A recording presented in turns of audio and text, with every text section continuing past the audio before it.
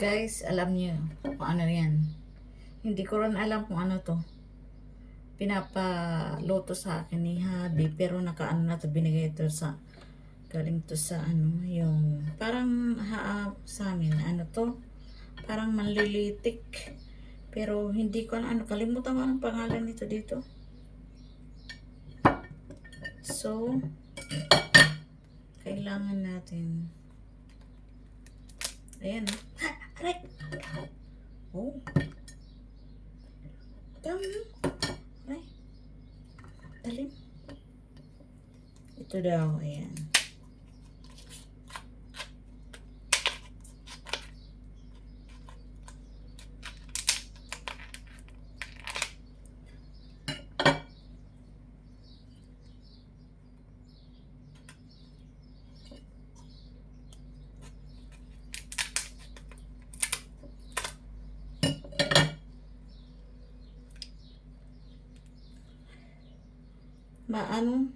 Matalas.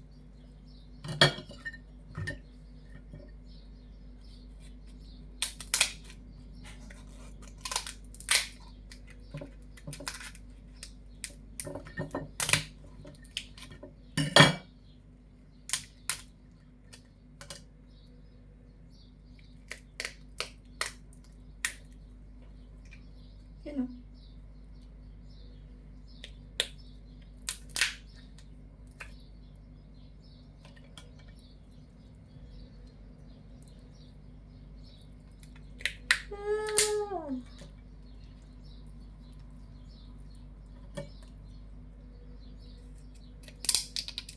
Naku, mayaman to sa ano? Kolesterol.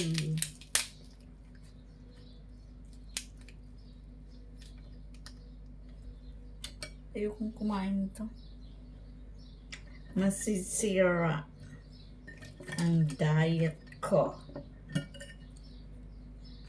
Ew. That, ayan o, parang crabs siya, pero ang tawag dito, sabi fish crab? Fish crab?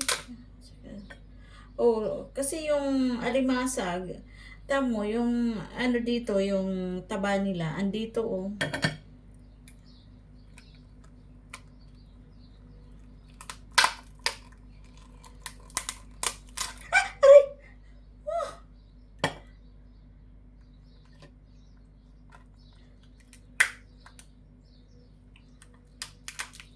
Look, yung ano, yung ang tawag dito sa atin, ito, aligi.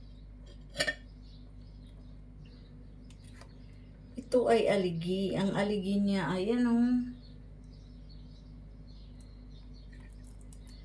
Pero na ano, wala kasi akong gloves. Kaya nakakatakot. Matalas.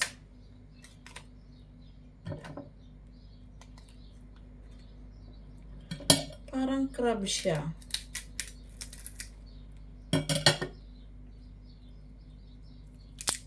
Oh, para siyang crab.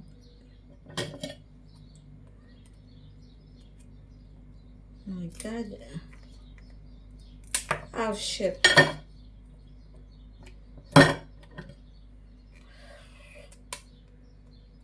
Sko. Kakain ka pa lang, sugat-sugat ka na. How much more?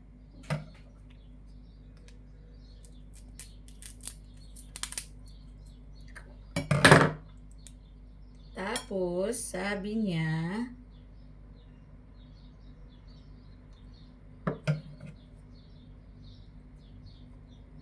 oh my God,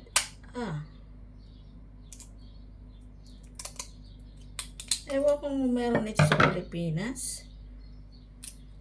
Parang ano to eh. Sa amin to parang ano, manlilitik. Pero iba naman ang manlilitik. Yan. Ito yung mga karamoy.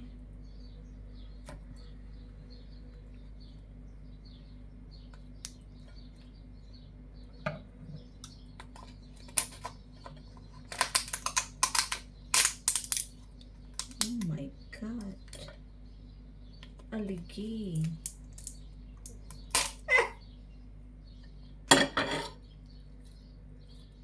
Sugat, nakakasugat. Tem.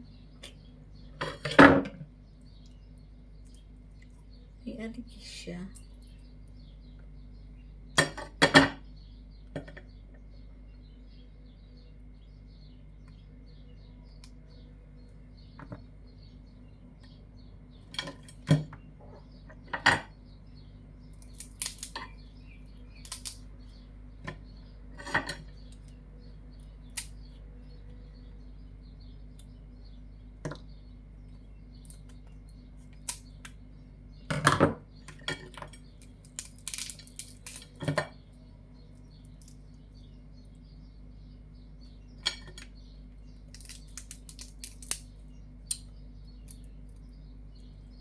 And then, igigisa ko to sa coconut oil with bawang.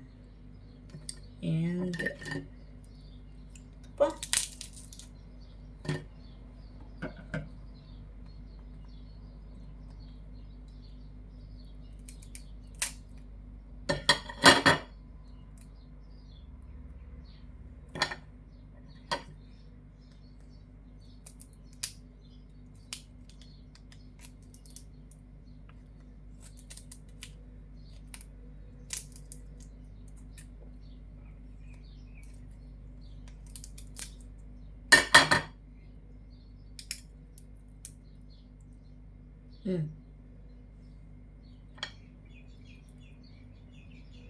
pa,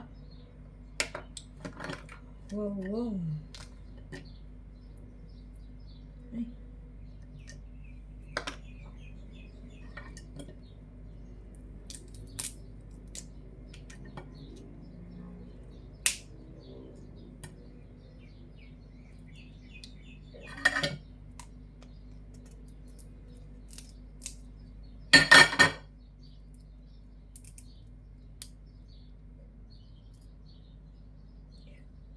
Oops.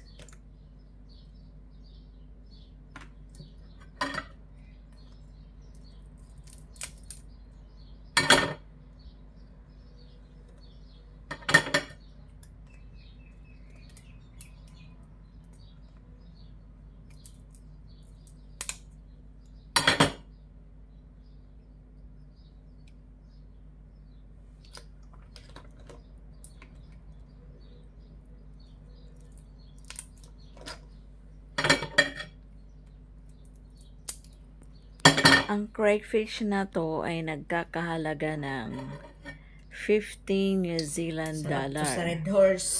Kung i-base mo sa Philippine peso, parang yung isang piraso nito Andam na yung mga Red Horse. 1,600. Pagsasaluhan natin.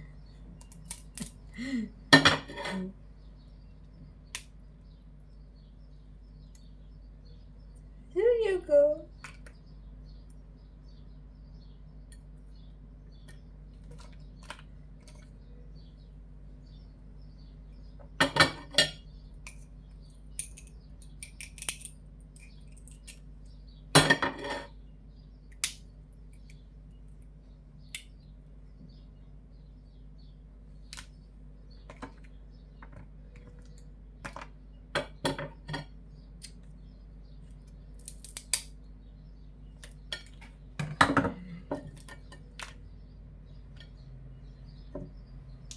Pero ingat-ingat din dahil mayaman ito sa cholesterol.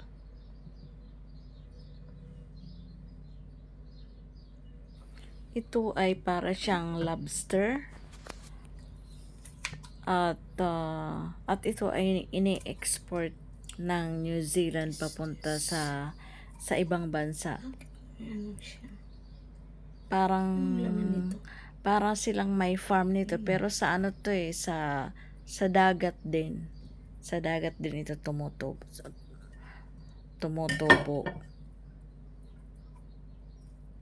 May ano pala. May ano pa pala Pero sa ilalim. pag sa Pinas ito, biro mo isang peraso lang, $50. Parang sasabihin na lang ng tao, Parang intestine. di bali na, bibili na lang ako ng karne. Parang ganon. Yeah. Parang nga siyang Pero ang point doon, kung can afford ka naman bumili ng ganyang pagkain, bakit hindi? Diba? Hindi mo kailangan tipirin ang sarili mo pagdating sa pagkain. Kung gusto mo, sige. Sanitize ko na lang mamaya. Pero ito, binigay ito ng may-ari ng bahay dito sa tinitirhan namin, binigay sa amin. Kaya sabi ni Habi, lutuin ko para sa dinner, para lang sa kanya kasi hindi ako kumakain yan. Kahit nga sa alimasag, hindi ako masyadong kumakain yan.